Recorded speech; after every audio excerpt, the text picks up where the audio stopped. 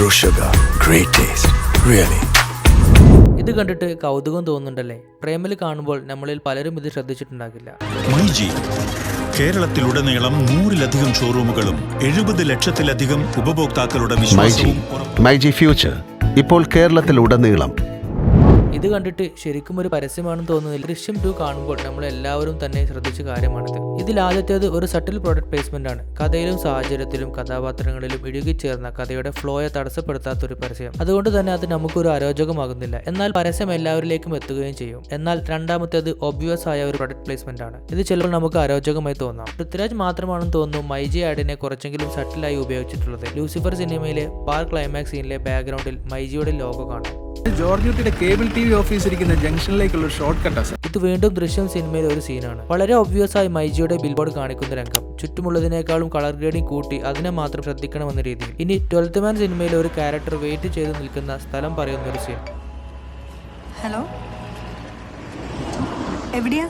ഞങ്ങൾ താത്താറായി. നീ എവിടെയാ? ആ കണ്ടു. ഇത്തരം ഒബിയോസ് പരസ്യങ്ങൾ കഥാസ്വാദനത്തെ തന്നെ ബാധിക്കും. I don't ever notice it unless it's super obvious.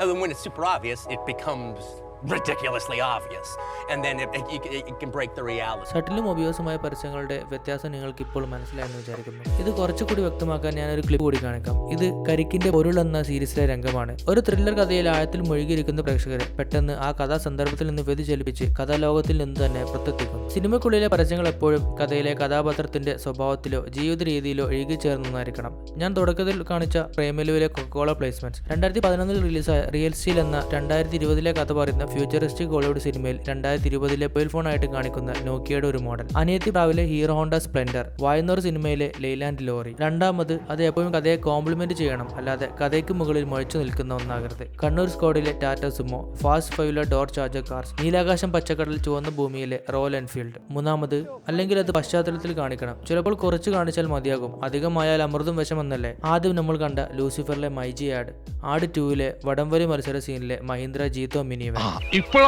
ചില ബ്രാൻഡുകൾക്ക് സിനിമയിൽ ഫ്രീ ആയി പരസ്യം ലഭിക്കാറുണ്ട്. ഇതിൽ മിക്കതും സ്വാഭാവികമായി സംഭവിക്കുന്നതാണ്. അതിലൊരു വലിയ ഉദാഹരണമാണ് മഹീന്ദ്ര മോട്ടോഴ്സ്. 99% ഇന്ത്യൻ സിനിമകളിലും പോലീസ് വാഹനങ്ങൾ മഹീന്ദ്ര ബൊലേറോ, ജീപ്പ് അഥവാ സ്കോർപിയോ ആകും. മാത്രമല്ല മഹീന്ദ്ര ബൊലേറോ പ്രധാന വേഷത്തിലെത്തിയ ഒട്ടനവധി സിനിമകളുമുണ്ട്. ഉദാഹരണത്തിന് അബ്രഹാം മുസ്ലറിലെ വില്ലൻ ഉപയോഗിക്കുന്ന വാഹനം, ജോൺ ലൂത്തറിലെയും വില്ലൻ ഉപയോഗിക്കുന്ന വാഹനം, ഗോൾഡിലെ കഥയിലെ പ്രധാന വാഹനം, JJJയിൽ ബേസിൽ ജോസഫിന്റെ നായക കഥാപാത്രം ഉപയോഗിക്കുന്ന വാഹനം. ഇതുപോലെ സിനിമയിൽ നിങ്ങൾ കണ്ട പ്രൊഡക്റ്റ് പ്ലേസ്മെന്റുകൾ കമന്റ് ചെയ്യുക. സോ നെക്സ്റ്റ് വീഡിയോയിൽ കാണാം ഗൈസ്. വീഡിയോ ഇഷ്ടമായിട്ടുണ്ടെങ്കിൽ like and subscribe. Also check out our shorts videos.